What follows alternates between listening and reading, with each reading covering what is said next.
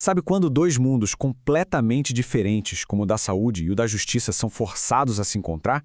Geralmente é no meio de uma crise. E bem no centro dessa colisão, existe uma área que muita gente nem sabe que existe, mas que é fundamental: a enfermagem forense. A gente vai entender juntos o papel incrível desses profissionais que constroem uma verdadeira ponte entre o processo de cura de alguém e a busca por justiça.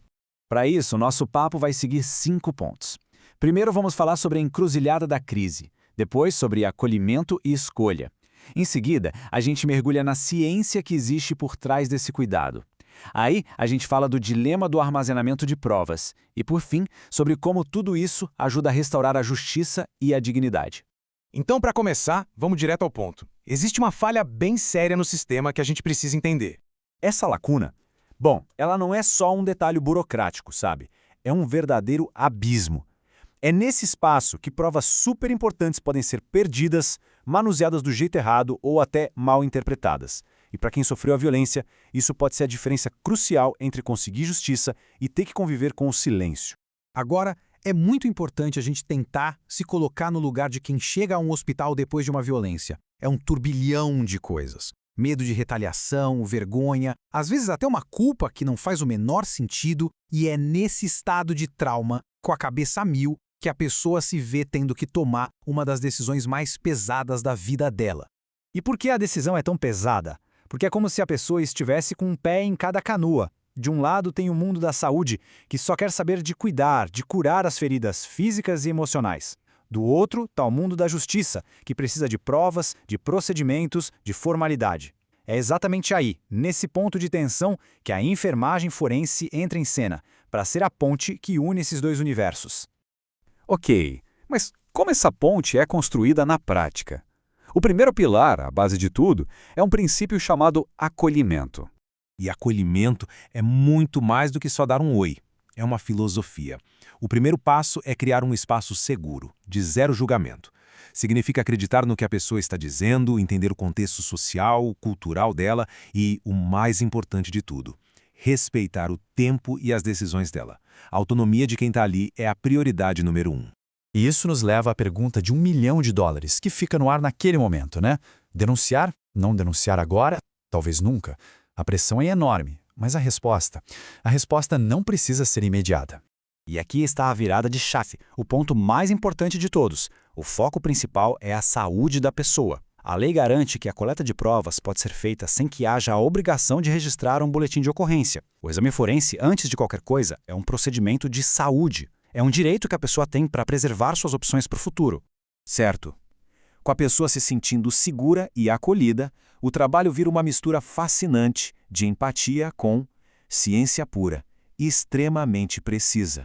Um dos conceitos mais cruciais aqui é o de cadeia de custódia. Pensa nisso como uma corrida de revezamento com um bastão que não pode cair de jeito nenhum. Desde que a prova é coletada pela enfermeira até chegar no tribunal, cada pessoa que toca nela tem que ser registrada. Qualquer falha nesse percurso pode anular a prova. E a enfermeira? Ela é o primeiro e mais importante elo dessa corrente. E o que se coleta? É um trabalho de detetive super detalhado. As lesões são fotografadas, desenhadas em diagramas, amostras biológicas são coletadas com técnica.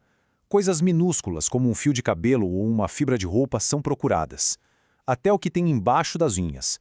Tudo, absolutamente tudo, conta uma história e vira prova. O jeito de lidar com as roupas, por exemplo, mostra bem essa precisão. Cada peça é manuseada como se fosse um tesouro. Se estiver molhada, tem que secar ao ar livre. Sabe por quê? Porque se colocar um saco plástico úmido, as bactérias fazem a festa e destroem o DNA.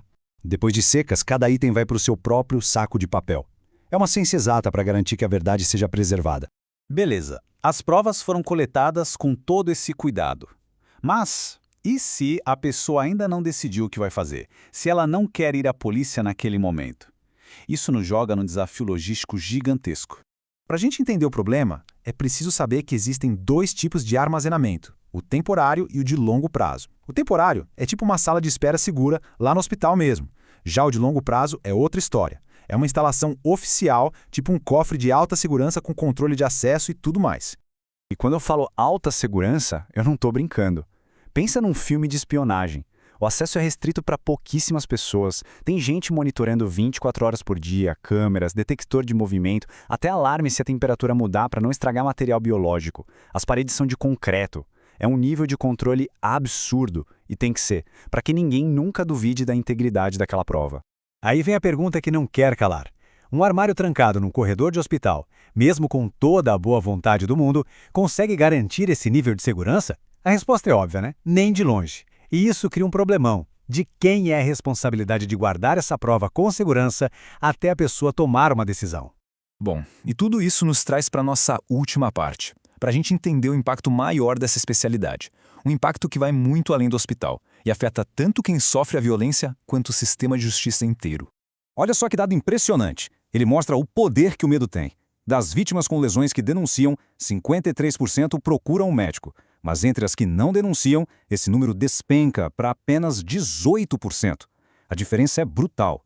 Isso quer dizer que o medo de uma denúncia automática é uma barreira gigante que impede as pessoas de cuidarem da própria saúde. A enfermagem forense, ao separar uma coisa da outra, ajuda a quebrar essa barreira. Essa citação aqui, ela resume tudo perfeitamente. É sobre ter, ao mesmo tempo, a empatia e o acolhimento da enfermagem e o rigor, a neutralidade e o olhar técnico de um investigador. A enfermeira forense caminha nesses dois mundos para servir a dois senhores, a vítima e a verdade. No fim das contas, a gente vê que a enfermagem forense faz muito mais do que só coletar provas. Ela devolve a dignidade, ela devolve o poder de escolha e ela mantém a porta da justiça aberta. A questão que fica para a gente pensar é: como podemos apoiar e ampliar essa área tão vital para garantir que essa ponte esteja sempre de pé para quem precisar atravessar?